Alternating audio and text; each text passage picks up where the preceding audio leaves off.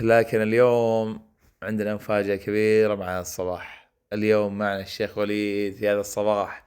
هلا بالشيخ وليد، صباح الخير، صباح القرآن والبركات والخيرات. الله يبارك فيك. شو عندنا اليوم أبو قاسم؟ كتاب الله إن شاء الله في جلسة واحدة. يا شاء الله تبارك الله. لا بعد صلاة الفجر مباشرة عنده السرد النهائي لكتاب الله. بعد كم سرد سردت؟ اليوم 16 إن شاء الله. رقم 16 ما شاء الله تبارك الله. سرد كتاب الله في جلسة واحدة 16 مرة. طبعا الشيخ وليد من الإخوة الأكفاء البصر، لكن مع ذلك همة عالية ما شاء الله تبارك الله.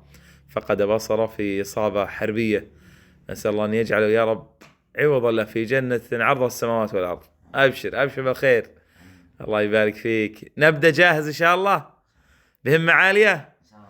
يلا نستعين بالله عز وجل. بسم الله الرحمن الرحيم. أعوذ بالله من الشيطان الرجيم. بسم الله الرحمن الرحيم. الحمد لله رب العالمين الرحمن الرحيم مالك يوم الدين إياك نعبد وإياك نستعين اهدنا الصراط المستقيم صراط الذين أنعمت عليهم غير المغضوب عليهم ولا الضالين. بسم الله الرحمن الرحيم. كنتم خير أمة أخرجت للناس تأمرون بالمعروف وتنهون عن المنكر وتؤمنون بالله ولو آمن أهل الكتاب لكان خيرا لهم منهم المؤمنون أكثرهم الفاسقون لا يضركم إلا أذى ويقاتلكم يولوكم الأدبار ثم لا ينصرون. أحسنت يا وليد، الله يبارك فيك. الآن خلصنا ما شاء الله 3 أجزاء، اللهم بارك يا رب. شيخ وليد، كل القرآن كل ما ازددت تمسكا به كل ما ازداد عطاء لك.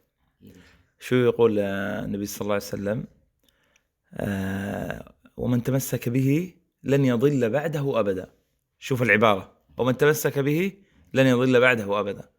وفي القرآن إيش الآية؟ فاستمسك بالذي أوحي إليك إنك على صراط مستقيم.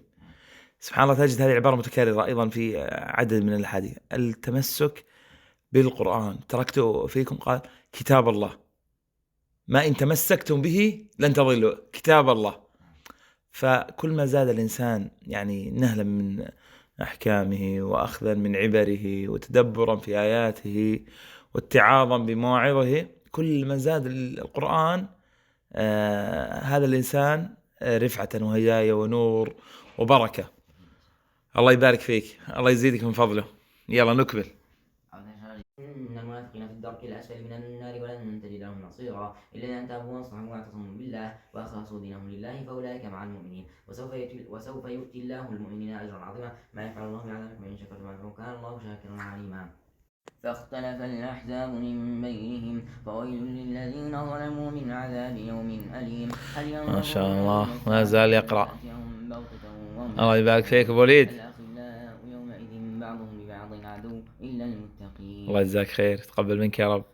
كم باقي ونختم؟ إن شاء الله 5 أجزاء إن شاء الله باقي 5 أجزاء. صارنا من الفجر الآن الساعة 2 تقريبا.